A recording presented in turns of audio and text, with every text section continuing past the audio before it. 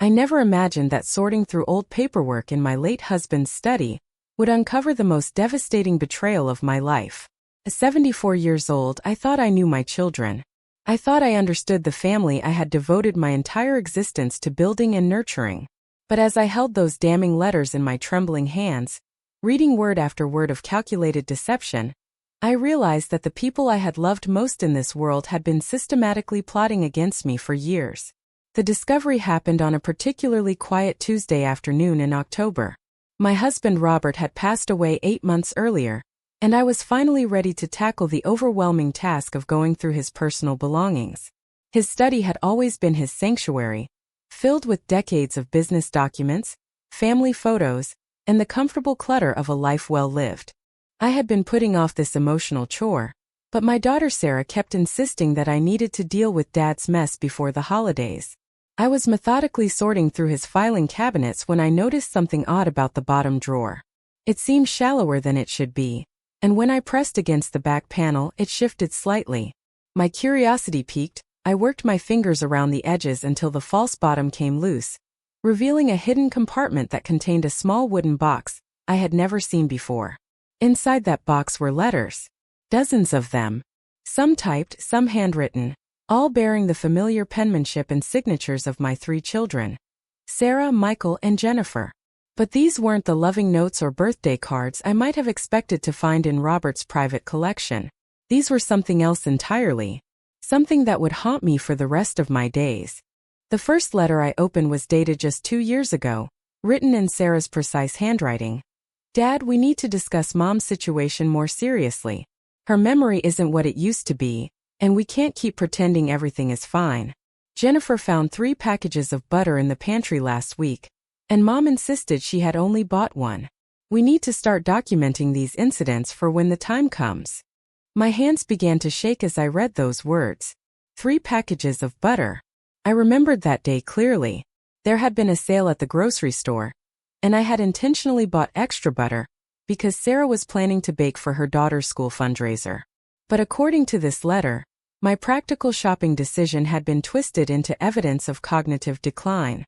I grabbed another letter, this one from my middle child, Michael. Dad, I've been researching memory care facilities in the area.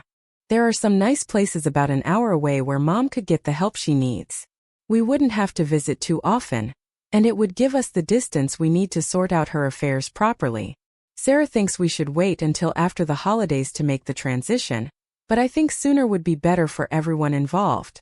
The room began to spin around me. Memory care facilities? Sorting out my affairs? I was 74, not dead, and certainly not incompetent. Yes, I occasionally forgot where I put my reading glasses or had to make a second trip to the store when I forgot something on my list, but these were normal signs of aging, not dementia. Yet here was my own son, casually discussing shipping me off to a facility an hour away, so they wouldn't have to visit too often. But it was Jennifer's letter that truly broke my heart. My youngest daughter, the child I had rocked through countless sleepless nights, the one who had called me her best friend throughout her teenage years, had written, I agree with Michael about moving quickly on the facility issue. Mom's been asking too many questions about Dad's investments and the house deed. Last week she mentioned wanting to see the will again, and I had to distract her with a story about Emma's soccer game. We can't let her start getting suspicious before we have everything properly arranged. The lawyer said as long as we can demonstrate a pattern of confusion and memory loss, the transition should be smooth. I had to stop reading and catch my breath. The betrayal was suffocating. Every family dinner, every holiday gathering, every phone call filled with, "How are you feeling, Mom?" And "We're just worried about you, Mom." It had all been a performance. While I was cherishing what I believed were loving moments with my children, they were cataloging my every stumble, documenting my every forgotten detail, building a case against my competency. But I forced myself to continue reading, because I needed to understand the full scope of what they had planned for me. The next several letters revealed a timeline that made my blood run cold. They had been planning this for over 3 years, starting while Robert was still alive but too weakened by his illness to notice their scheming. Sarah had written to Robert about preparing for the inevitable, and how they needed to protect Mom from herself once he was gone.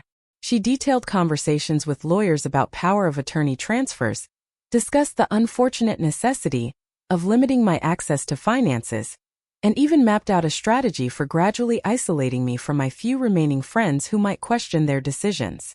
Michael's contributions to their conspiracy focused on the financial aspects. He had researched the exact procedures for declaring someone mentally incompetent, the legal requirements for assuming guardianship, and the process for liquidating assets for Mom's care. One particularly chilling letter included detailed calculations of how much money they could access once I was properly situated and no longer able to interfere with their plans. Jennifer's letters revealed perhaps the cruelest aspect of their betrayal. She had been assigned the role of emotional manipulator, keeping detailed notes about my moods, my reactions to their suggestions, and my relationships with my grandchildren. She wrote about gradually reducing my contact with her children, explaining that the kids are starting to ask too many questions about Grandma's condition, and it's better if they begin to distance themselves now rather than have to deal with awkward transitions later. The scope of their deception was breathtaking. They had been working with a lawyer I had never met, a financial advisor who had been gradually moving my assets into accounts I didn't know existed, and even a doctor who had agreed to evaluate my mental state based solely on their secondhand reports. They had built an entire infrastructure of betrayal around me, while I continued to cook their favorite meals, remember their children's birthdays, and worry about their problems. One letter from Sarah to Robert, dated just 3 months before his death, was particularly devastating. "Dad, I know this is hard for you, but you have to understand that Mom isn't the same person she used to be. Yesterday she asked me why I seem so distant lately, and I had to pretend I didn't know what she meant. The guilt is terrible, but we're doing this for her own good. She'll be safer in a facility, and we'll be able to make sure her final years are comfortable without the stress of her trying to manage things she can't handle anymore." The manipulation was sophisticated and complete. They had convinced themselves that their betrayal was actually kindness, that stealing my independence was somehow protecting me. They had rewritten our entire family dynamic in their minds, casting themselves as reluctant heroes saving their poor, declining mother from herself. I spent the rest of that afternoon reading every single letter, taking notes and trying to process the magnitude of what I had discovered. By evening I had a clear picture of their timeline. They had planned to approach me after the first of the year with their concerns about my increasing confusion. They would suggest that I might benefit from some help around the house, gradually transitioning to more intensive care. Within 6 months, they expected to have me placed in a memory care facility, while they assumed full control of my finances and property. But perhaps the most crushing revelation was a letter exchange between Sarah and Michael discussing my emotional state after Robert's death. Sarah had written, "Mom's grief is making her more dependent on us, which is actually helpful for our timeline. She's been so focused on missing Dad that she hasn't been paying attention to the practical details. Michael, make sure you handle the insurance paperwork quickly. We don't want her getting too involved in understanding the full extent of Dad's assets." They had weaponized my grief. While I was mourning the loss of my life partner, they were celebrating how my sorrow made their betrayal easier to execute. They saw my tears not as the natural response of a woman who had lost her husband of 48 years, but as a convenient distraction that would help them steal my life away from me. That night I didn't sleep at all. I sat in Robert's favorite chair, surrounded by the evidence of my children's betrayal, and I grieved not just for my husband, but for the family I thought I had. The children I had raised, the values I thought I had instilled in them, the love I believed we shared, it had all been an illusion, at least from their perspective. But as the hours passed and my initial shock began to transform into something else, I realized that my children had made a critical error in their calculations. They had underestimated me completely. They saw a grieving widow who forgot where she put her keys sometimes and decided she was an easy target for their manipulation. They had confused normal aging with incompetence, ordinary grief with mental decline, and simple trust with stupidity. I had not built a successful life, raised 3 children, managed a household for decades, and supported my husband through his final illness because I was weak or incapable. I had done all of that because I was strong, intelligent, and determined.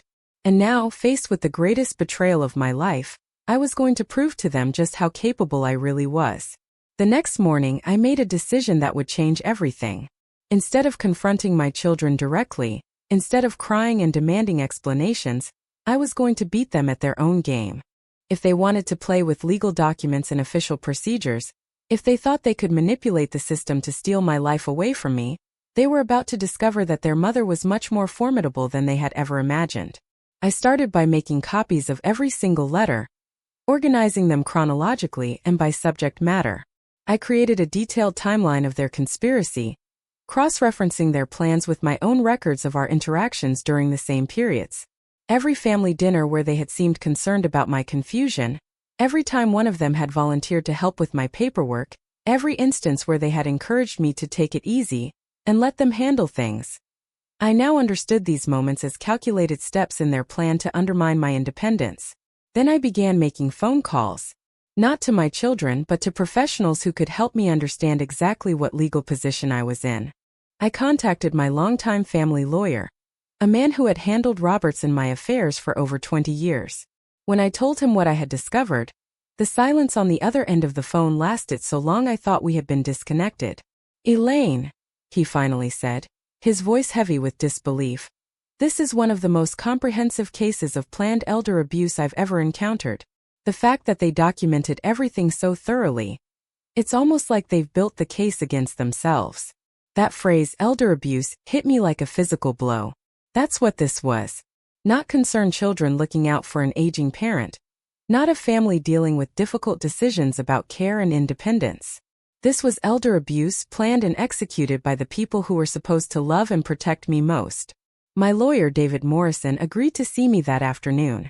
When I arrived at his office with my box of evidence, he spent over 2 hours reviewing the letters while I sat quietly, watching his expression grow more serious with each page he turned. "Elaine," he said finally, "I need to ask you some direct questions, and I need you to be completely honest with me. Do you have any memory issues? Any cognitive problems? Any diagnosis of dementia or related conditions?" "None," I replied firmly. "I had a complete physical just 6 months ago. My doctor said I'm in excellent health for my age. I have normal age-related changes. I need reading glasses, I take a little longer to remember some names, I occasionally forget where I put things, but nothing that impacts my ability to live independently or make decisions." David nodded and made some notes. "Have you been examined by any doctor in connection with your children's concerns?" "No," I answered. "They never asked me to see anyone. According to these letters, they've been talking to some doctor I've never heard of, but no one has ever evaluated me directly." "That's actually good for your case," David explained. "They've been making claims about your mental state without any medical evidence to support those claims. Meanwhile, you have current medical records showing you're competent." He leaned back in his chair and looked at me seriously. "Elaine, what do you want to do about this? You could confront them privately. You could simply change your legal documents to prevent them from carrying out their plans, or..." He paused. "Or you could take them to court. What would that accomplish?" I asked. "Several things," he replied. "First, it would create a legal record establishing your competency and their attempted fraud. Second, it could result in financial penalties for their conspiracy to commit elder abuse. Third, it would send a clear message that you're not the helpless victim they think you are." I thought about his words for a long moment. The idea of taking my own children to court felt surreal, like something that happened to other families, not mine.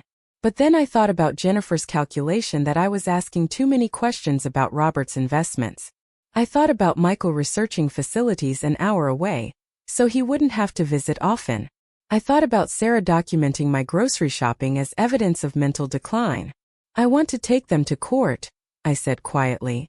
"I want them to understand that their mother is not someone they can manipulate and discard." David nodded approvingly. "Then we're going to need to build an ironclad case. Are you prepared for this to get difficult? Because your children are going to fight back, and it's not going to be pleasant."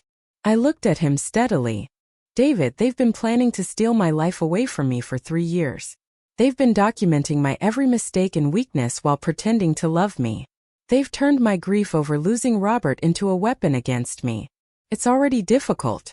At least now I have a chance to fight back." Over the next several weeks, David and I worked together to build our case. We started by having me evaluated by a geriatrician who specialized in cognitive assessment. Dr. Patricia Williams put me through a comprehensive battery of tests designed to measure memory, reasoning ability, decision-making capacity, and overall mental functioning. The results were exactly what I expected, but seeing them in writing was still deeply satisfying. Dear Williams' report stated that I showed normal age-related changes in processing speed and memory formation, but no evidence of dementia, significant cognitive impairment, or reduced capacity for independent living and decision-making. She specifically noted that my performance on complex reasoning tasks was well within the normal range for individuals my age, and that my understanding of financial and legal concepts was sophisticated and appropriate. Armed with this professional assessment, we then began investigating the conspiracy itself. David hired a private investigator who was able to confirm several troubling details from the letters. The lawyer my children had consulted was real, and had indeed been working on paperwork to establish their guardianship over me. The financial advisor they mentioned had been moving some of my assets into accounts that would have been easier for them to access once they gained control. Even the doctor who had agreed to evaluate me based on their reports was legitimate, and was deeply embarrassed when confronted with evidence of his unprofessional conduct. But the most damaging discovery came when the investigator looked into the timing of certain financial transactions.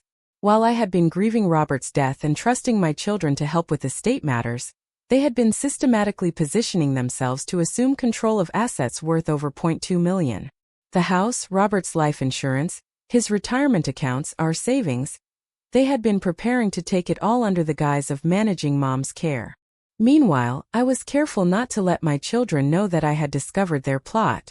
This meant continuing to endure their manipulative behavior while gathering evidence and preparing my case.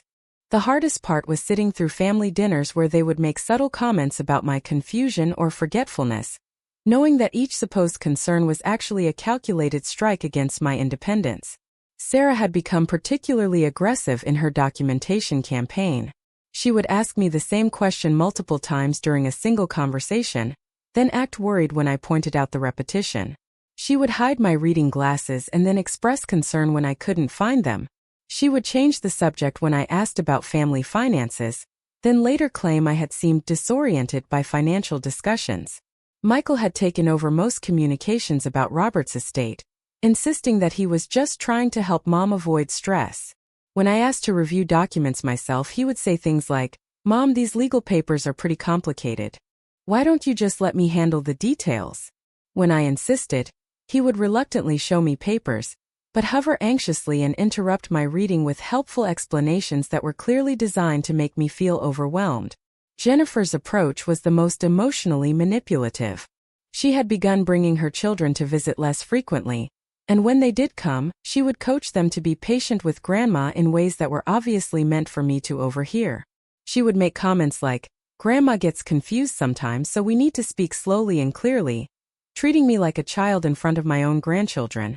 The cruelest moment came during a family dinner in November. I had prepared everyone's favorite dishes, set the table with our good china, and was looking forward to what I hoped would be a pleasant evening together. But throughout dinner, Sarah kept making pointed comments about the food being a little different than usual, and asking if I had remembered to set the timer for various dishes. When I served dessert, an apple pie that I had been making successfully for 40 years, Michael took one bite and said, "Mom, I think you might have forgotten the sugar. It's pretty tart." I tasted the pie myself. It was perfect, exactly as I had always made it. But Sarah immediately agreed with Michael, and Jennifer chimed in with, "Oh Mom, it's okay. We can add some ice cream to make it sweeter." They were manufacturing evidence right in front of me, turning a perfectly good pie into proof of my declining abilities. I sat there watching my children conspire against me in real time, and I realized that this was probably not the first time they had done something like this. How many other small moments of supposed confusion or incompetence had they created and then documented as evidence of my deteriorating condition? That night, after they all left, I called David. "I can't do this much longer," I told him. "They're not just planning to betray me. They're actively working to undermine my confidence and create evidence for their case. If we wait much longer, I'm afraid they might actually convince me that I'm losing my mind." "How do you feel about moving forward next week?" David asked. "I feel ready," I replied. "More than ready." The legal papers were served on a cold December morning, just 3 days before Christmas. I had planned it that way deliberately, If my children could turn holidays and family traditions into weapons against me, then I could certainly use the timing to make my own point about the importance of family loyalty and respect. David had filed a comprehensive lawsuit that included charges of attempted fraud, conspiracy to commit elder abuse, breach of fiduciary duty, and emotional distress. The legal documents laid out the entire scope of their plot, complete with excerpts from their own letters as evidence of their intentions. Sarah received her papers first, since she lived closest to me. According to the process server, she had gone completely white when she read the charges, then asked 3 times if there had been some mistake. She called me within an hour. "Mom, what is this?" she demanded, her voice shaking. "There's a sheriff's deputy at my door with papers saying you're suing me for elder abuse. This has to be some kind of mistake." "No mistake, Sarah," I replied calmly. "I found the letters. All of them." The silence on the other end of the phone stretched on for so long that I thought she might have hung up. When she finally spoke, her voice was barely a whisper. "What letters?" "The letters you wrote to your father about having me declared incompetent. The letters where you planned to put me in a memory care facility an hour away so you wouldn't have to visit often. The letters where you discussed taking control of my finances and property." Should I go on? "Mom, you don't understand," Sarah said, and I could hear her starting to cry. "We were just worried about you. After Dad died, you seemed so lost and we thought. You thought you could steal my life away from me." I interrupted. "You thought you could document my every human mistake as evidence of dementia. You thought you could turn my grief into a weapon against my independence. You thought I was too weak and stupid to stop you. That's not. We never wanted to hurt you," Sarah said. "You wanted to put me away and take my money," I replied. "You documented my every stumble and planned to use my love for your father against me. If that's not wanting to hurt me, Sarah, then I don't know what is." Michael called an hour later, after receiving his own papers. His approach was different, angry rather than tearful. "Mom, this is insane," he said without preamble. "You're suing your own children because we were concerned about your health? Do you realize how this makes you look?" "How does it make me look, Michael?" I asked. "Like you're having some kind of paranoid breakdown," he snapped. "Mom, we love you. Everything we did was because we were worried about you. And now you're dragging us to court like we're criminals." "You were planning to have me declared incompetent based on lies," I said. "You were preparing to take control of my finances without my knowledge. You researched facilities to put me in against my will. What would you call that, Michael?" "I would call that children looking out for their mother," he replied. "But clearly you're too confused to see the difference." Even now, even caught red-handed with their conspiracy exposed, he was still trying to gaslight me into believing that their betrayal was actually love. "Michael," I said quietly, "I have a complete cognitive evaluation from Dr. Williams showing that I'm mentally competent. I have copies of every letter you and your sisters wrote planning my imprisonment. I have evidence of the unauthorized financial moves you were making. What I don't have is any proof that you were acting out of love." Jennifer was the last to call, and her reaction was the most disturbing of all. Instead of anger or tears, she sounded relieved. "Mom, I'm actually glad this is all out in the open," she said. "I hated keeping secrets from you, but you have to understand we really were just trying to help." "Help?" I asked. "You were planning to isolate me from my grandchildren because they might ask inconvenient questions. Mom, the kids were getting upset seeing you so confused and sad all the time," Jennifer said. "We thought it would be better for everyone if you had professional care." "I wasn't confused, Jennifer. I was grieving. There's a difference." "But Mom, you have to admit you haven't been yourself since Dad died. You've been forgetful, you've been emotional, you've been asking a lot of questions about things that never used to interest you." I took a deep breath before responding. "Jennifer, I've been asking questions about finances and legal matters because my husband died, and I needed to understand our affairs. I've been emotional because I lost my partner of 48 years. I've been occasionally forgetful because I'm 74 years old and dealing with the biggest loss of my life. None of that makes me incompetent, and all of it was temporary." "But we didn't know it was temporary," Jennifer protested. "We thought you were getting worse." "You thought I was getting worse because you wanted me to be getting worse," I replied. "It made your plan easier to justify." The weeks leading up to our court date were some of the most difficult of my life. My children tried every tactic they could think of to get me to drop the lawsuit. They attempted emotional manipulation, claiming I was destroying the family and dishonoring Dad's memory. They tried guilt, insisting they had only been trying to help and that I was being cruel and unreasonable. They even attempted bribery, offering to forget the whole thing if I would just let them help me manage some of the more complicated aspects of my life. But the most painful part was watching them close ranks against me. Sarah, Michael, and Jennifer had always had their disagreements and rivalries, but now they presented a united front in opposition to their mother. They hired their own lawyer and began building a defense based on the idea that my lawsuit itself was evidence of the paranoia and poor judgment they had been worried about all along. Their strategy became clear during the depositions. They painted a picture of a grieving widow who had become increasingly isolated, suspicious, and irrational after her husband's death. They pointed to my decision to hire a private investigator as evidence of paranoid thinking. They characterized my anger over their letters as an overreaction that proved I couldn't interpret their actions rationally. Sarah testified that she had been walking on eggshells around me for months, afraid that anything she said would be misinterpreted as criticism. She claimed that her documentation of my behavior had been motivated by genuine concern and a desire to help me get appropriate medical care. Michael insisted that his research into care facilities had been purely precautionary and that he had never intended to place me anywhere against my will. He characterized his financial preparations as responsible planning for potential future needs. Jennifer claimed that her concerns about my interaction with her children had been motivated by a desire to protect them from seeing their grandmother in decline. She painted herself as a devoted daughter torn between loyalty to me and responsibility to her own family. They were good witnesses, I'll give them that. They came across as loving, concerned children who were being unfairly persecuted by a paranoid parent. If I hadn't had their own letters as evidence, if I hadn't had Dr. Williams' cognitive evaluation proving my competence, their testimony might have been convincing. But I did have those things, and David made sure the court saw every damning detail. He read aloud from their letters, letting their own words reveal the calculated nature of their conspiracy. He presented evidence of the unauthorized financial moves they had made. He showed the court their timeline for having me declared incompetent and placed in a facility. Most importantly, he put me on the witness stand to speak for myself. I was nervous certainly, but I was also determined. I told the court about the decades I had spent raising my children, supporting my husband, managing our household, and building our family's financial security.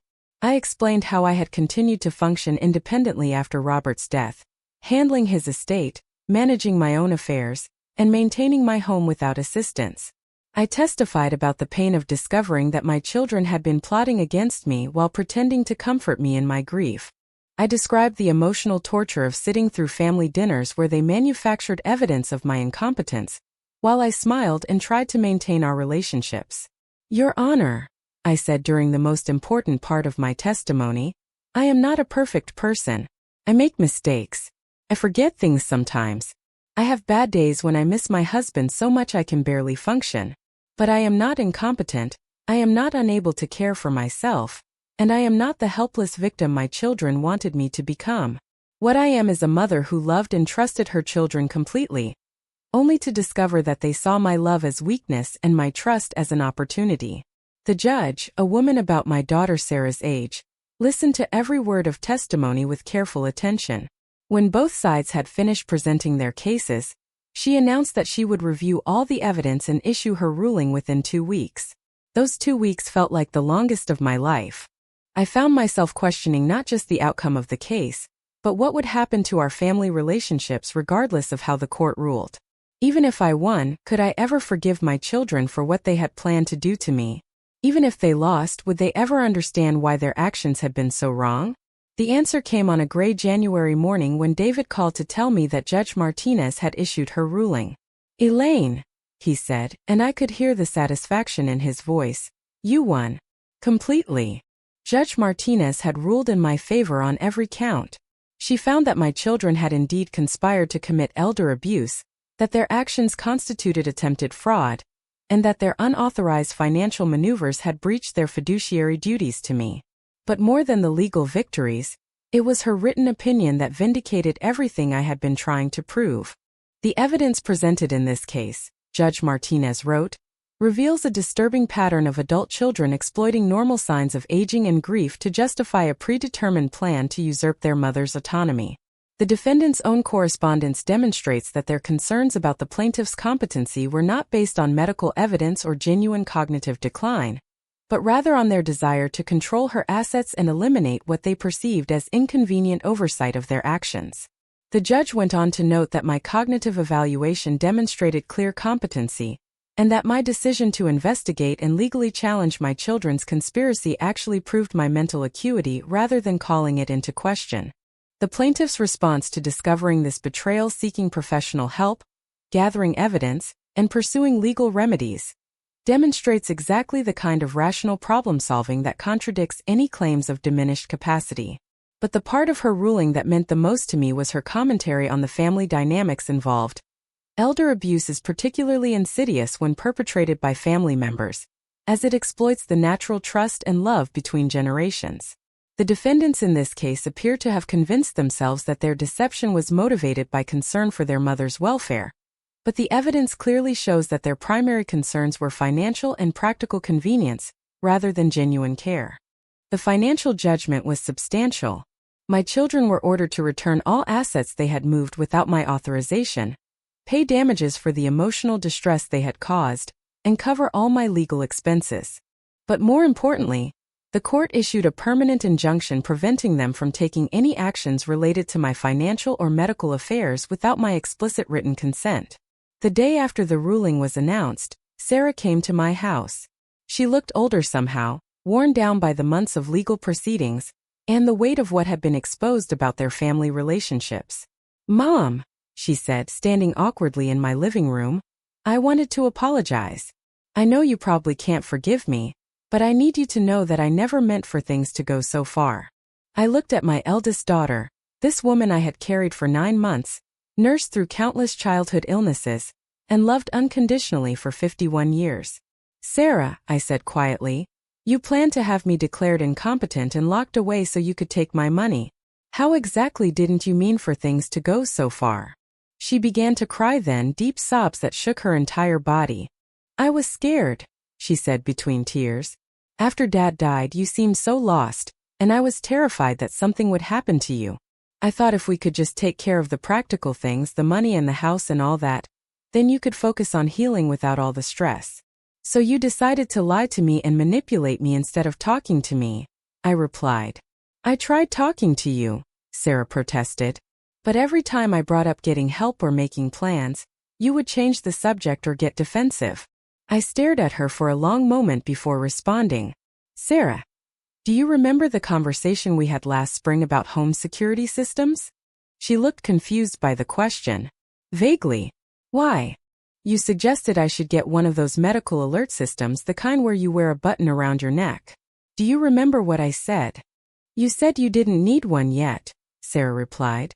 "I said I appreciated your concern, but I wanted to wait and see how I managed on my own first. I told you that if I started having problems or feeling unsafe, I would definitely consider it. What I didn't say was never, or mind your own business or anything defensive. I gave you a reasonable, measured response about evaluating my actual needs rather than my theoretical ones." Sarah was quiet for a moment. "I remember now," she said softly. "And do you remember how you responded to my reasonable answer?" She shook her head. "You said, 'Mom, by the time you realize you need help, it might be too late.' You weren't interested in my actual capabilities or my actual needs. You were interested in your own anxiety about hypothetical future problems." I moved to the window and looked out at the garden Robert and I had planted together over the decades. "Sarah, I never refused help. I never rejected reasonable suggestions. I never indicated that I wasn't open to making changes if my circumstances warranted them. What I refused was being treated like an incompetent child by my own daughter." "But Mom, we really were worried about you," Sarah said. I turned back to face her. "You were worried about yourselves," I corrected. "You were worried about the inconvenience of having an aging mother who might need care someday. You were worried about the complexity of dealing with someone else's needs and wishes. You were worried about having to actually communicate with me and respect my autonomy as an adult. That's not fair, Sarah protested. Isn't it? I asked. Sarah, in 3 years of letters planning my imprisonment, did you ever suggest family counseling to improve our communication?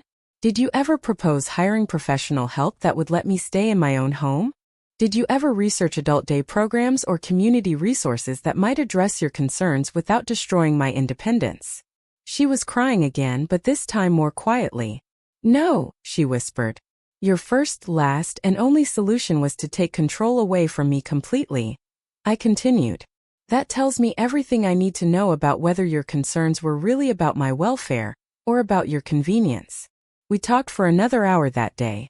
Sarah apologized repeatedly, explained her fears and motivations, and begged me to consider rebuilding our relationship. But what she never did was acknowledge the fundamental violation of trust that her actions represented. She remained convinced that her intentions had been good, even if her methods were flawed. Michael and Jennifer never came to apologize. Michael sent a brief email saying he hoped I was satisfied with the outcome, and that he would respect my wishes for distance. Jennifer simply stopped calling altogether. According to Sarah, they both felt that my lawsuit had been vindictive and unnecessary, and they couldn't understand why I hadn't just accepted their explanations and moved on. The financial compensation from the lawsuit allowed me to make some changes to my living situation that actually did improve my security and independence. I hired a part-time housekeeper to help with cleaning and yard work, not because I couldn't manage these tasks, but because I preferred to spend my time and energy on activities I enjoyed more. I updated my home security system and installed better lighting, practical improvements that made sense regardless of my age. Most importantly, I used some of the money to establish relationships with professionals who could support my independence rather than undermine it. I found a geriatrician who understood the difference between normal aging and pathological decline.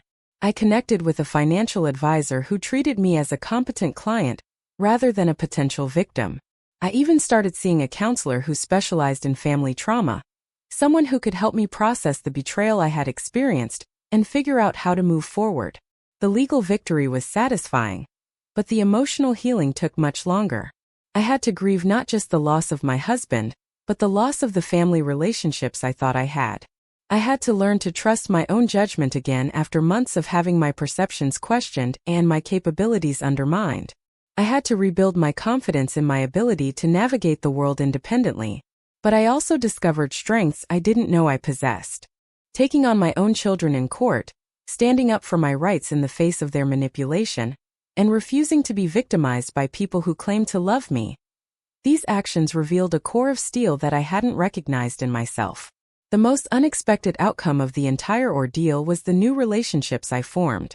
Dr. Williams introduced me to a support group for seniors who had experienced family abuse, and I discovered that my story, while extreme in its documentation, was not unique in its themes. Many older adults had experienced children or relatives who used concern about aging as a pretext for control and financial manipulation. Through the support group, I met Dorothy, a 78-year-old retired teacher whose son had attempted to have her declared incompetent, so he could sell her house and move her into his basement. I met Frank, an 81-year-old widower whose daughter had convinced his doctor to prescribe unnecessary medications that made him confused and dependent on her care.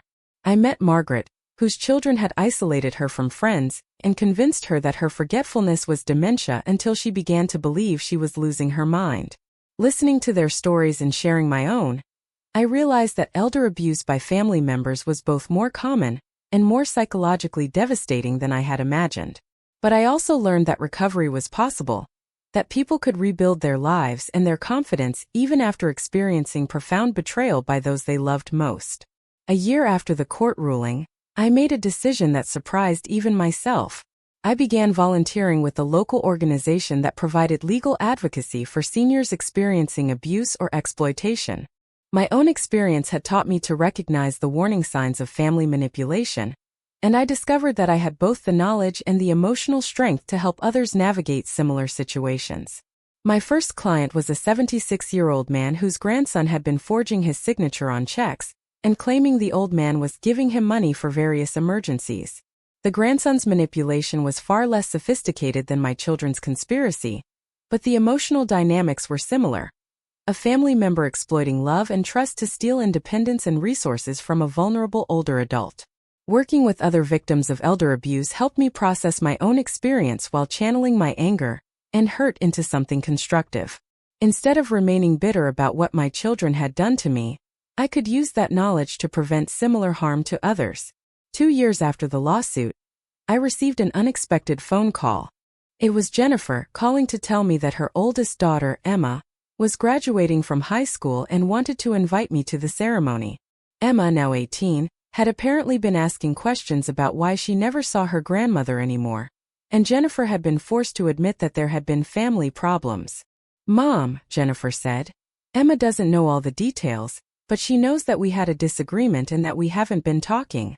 She wants to see you, and honestly, I think it might be good for both of you." I was quiet for a long moment, considering the implications of re-establishing contact with my family. The wounds from their betrayal had healed, but they had left scars that would always be sensitive to pressure. "Jennifer," I finally said, "I would love to see Emma graduate, but I need you to understand something. I'm not the same person I was 3 years ago. I'm not going to pretend that what you and your siblings did was acceptable just to keep the peace. I'm not going to walk on eggshells around your feelings about the lawsuit. If you want me to be part of Emma's life, you're going to have to accept the woman I am now, not the woman you thought you could control." "I understand," Jennifer said quietly. "And Mom? I want you to know that I really do understand now why you were so angry. It took me a long time to see it from your perspective, but I do now." I attended Emma's graduation, and it was one of the most bittersweet experiences of my life. Watching my granddaughter walk across that stage, seeing her excitement about her future, remembering all the milestones I had celebrated with her throughout her childhood. It reminded me of everything I had almost lost when her parents decided I was too inconvenient to keep around. But Emma's obvious joy at seeing me, her genuine affection and respect for her grandmother, also showed me that the damage my children had tried to do wasn't permanent. The relationships that mattered most could survive even the worst betrayals, if both sides were willing to do the hard work of rebuilding trust. After the ceremony, Emma and I talked privately for the first time in over 2 years. She asked me directly about what had happened between me and her parents, and I decided to give her an honest but age-appropriate explanation. "Emma," I said, "after your grandfather died, your parents became worried that I couldn't take care of myself anymore. Instead of talking to me about their concerns, they made plans to have me move to a nursing home and to take over my finances. I found out about their plans and had to take them to court to protect my independence." Emma was quiet for a moment, processing this information. "Grandma," she finally said, "that sounds really scary. Were you scared?" I admitted. I was scared of losing my home, my independence, and my family. But I was also angry, and that anger gave me the strength to fight back. "I'm glad you fought back," Emma said firmly. "You're not crazy or helpless. You're one of the smartest people I know." That simple statement from my 18-year-old granddaughter meant more to me than all the legal victories and professional vindications I had received. It told me that the people who really mattered could see me for who I actually was, rather than who others wanted me to be. Today, 3 years after I discovered those letters in Robert's study, my life looks very different than it did before. I live in the same house, manage my own affairs, and maintain my independence, but I do so with a much clearer understanding of my own strength and resilience. I have a small circle of genuine friends and supporters, professional relationships that respect my autonomy, and a sense of purpose that comes from helping others who have faced similar challenges. My relationship with my children remains complicated. Sarah and I talk occasionally, usually about practical matters or Emma's activities. She has never fully acknowledged the depth of harm her conspiracy caused, but she has stopped trying to manage or control my life. Michael and I have no contact at all. He remains convinced that I overreacted to their legitimate concerns, and I have no interest in relitigating the issue with someone who refuses to see it clearly. Jennifer and I have rebuilt a cautious relationship based on mutual respect, rather than assumed authority. She includes me in family events when appropriate, and I participate when I choose to. We both understand that our relationship has permanent limitations, but we also both value what can be preserved. The most important thing I learned from this entire ordeal is that aging doesn't automatically equal vulnerability, and family relationships don't automatically equal trust. I learned that I have the right to define my own needs and capabilities, regardless of other people's assumptions or anxieties. I learned that standing up for yourself, even against people you love, is sometimes the most important thing you can do. But perhaps most importantly, I learned that betrayal, even profound betrayal, doesn't have to define the rest of your life. You can survive it, learn from it, and use that knowledge to build something better than what you had before. You can take the worst thing that people do to you and transform it into wisdom, strength, and service to others. I am 77 years old now, and I am not the trusting, accommodating woman I was when Robert died. I am more cautious, more assertive, and much less willing to sacrifice my own needs for the comfort of others. Some people might see these changes as unfortunate, as evidence that I've become hardened or bitter. But I see them as growth. I see them as the natural result of learning to value myself as much as I valued the people who betrayed me. I see them as proof that it's never too late to discover who you really are underneath all the roles you've played for other people. The letters my children wrote were meant to document my decline and justify my imprisonment. Instead, they became the evidence that proved my strength and secured my freedom. Sometimes the very weapons people use against you become the tools of your liberation. Sometimes the worst betrayal leads to the best discovery of your own power. And sometimes winning means much more than proving you were right. Sometimes winning means proving to yourself that you were strong enough to fight back, smart enough to prevail, and resilient enough to build a better life from the ruins of what you thought you had. That's what I did. That's what I won. And that victory belongs to me forever.